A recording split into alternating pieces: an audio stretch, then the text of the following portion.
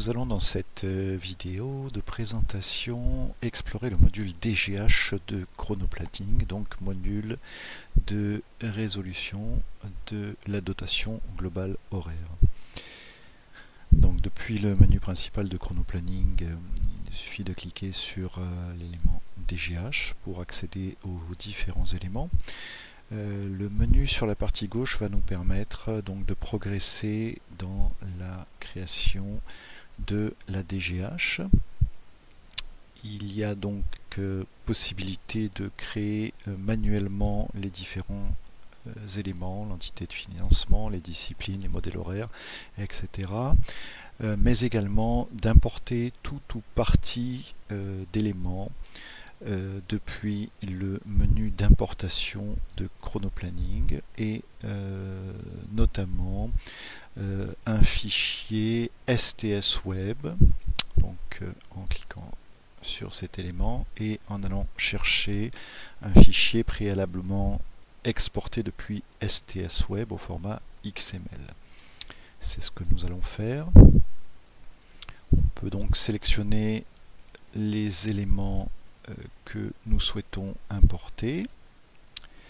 L'import est réalisé. Les éléments contenus dans le fichier STS Web sont donc exploités au maximum de ce qui est possible. Certains éléments peuvent être précisés, notamment ici les correspondances entre les matières importées et les disciplines également importées dans le fichier, avec possibilité de venir fixer ces correspondances. Ceci peut être fait immédiatement après l'importation ou bien plus tard selon votre souhait. Une fois l'importation réalisée, nous allons donc pouvoir obtenir dans les différents éléments ce qui a été importé, notamment la liste des disciplines, également les modèles horaires, avec donc un nom de modèle horaire et puis ensuite pour chaque cours, la discipline associée, le nombre d'heures et un code matière. Sont également récupérées donc la liste des classes. Il s'agit bien ici de classes et non pas de divisions, sachant que les divisions seront ensuite bien entendu des sous-ensembles de ces classes.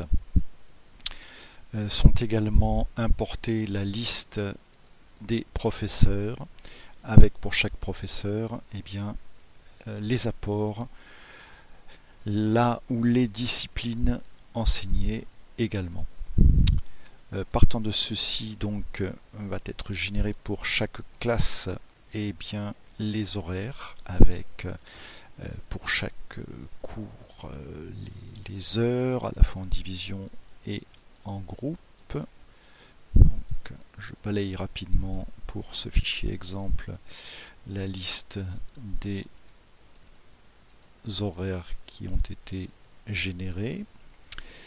Partant de là, nous allons pouvoir directement accéder à un écran d'édition qui, par discipline, va nous proposer la liste des classes concernées, les cours concernés, les effectifs, ainsi que le nombre de divisions, le nombre de groupes, les heures par division et les heures par groupe. Bien entendu, l'ensemble de ces éléments peut être modifié par simple clic et modification. Ensuite, nous allons donc avoir la liste des professeurs enseignant la discipline concernée et pour chaque professeur, on va pouvoir attribuer des heures par simple clic et sélection du nombre d'heures. Des indicateurs visuels permettent également de voir que pour cette classe par exemple, le nombre d'heures global a été satisfait, donc on a un indicateur en vert nous permettant de savoir que ceci a été réalisé. Si j'essaye d'entrer un nombre supérieur, j'ai également une assistance qui ramène le nombre d'heures maximum au nombre d'heures nécessaire maximum pour satisfaire un cours en particulier. Donc on va ainsi pouvoir documenter l'ensemble des éléments de la DGH. On pourra également accéder à un tableau récapitulatif nous permettant d'avoir, comme son nom l'indique, un récapitulatif avec notamment par rapport à une enveloppe globale de DGH, les écarts.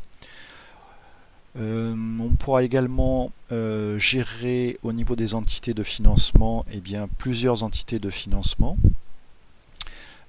Par exemple, une entité de financement lycée et pourquoi pas une entité de financement CFA avec pour chaque entité un nombre d'heures postes et un nombre d'heures supplémentaires.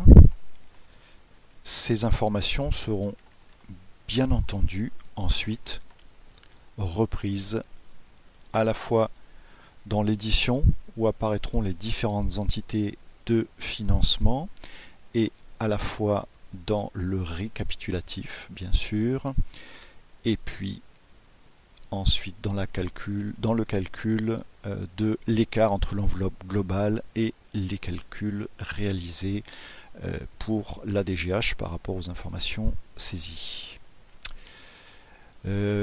Encore quelques mots pour vous dire que au niveau de la pondération, Chronoplanning permet de gérer ceci par rapport à la dernière réforme en vigueur ce jour. Voilà, ceci conclut la présentation de notre module DGH.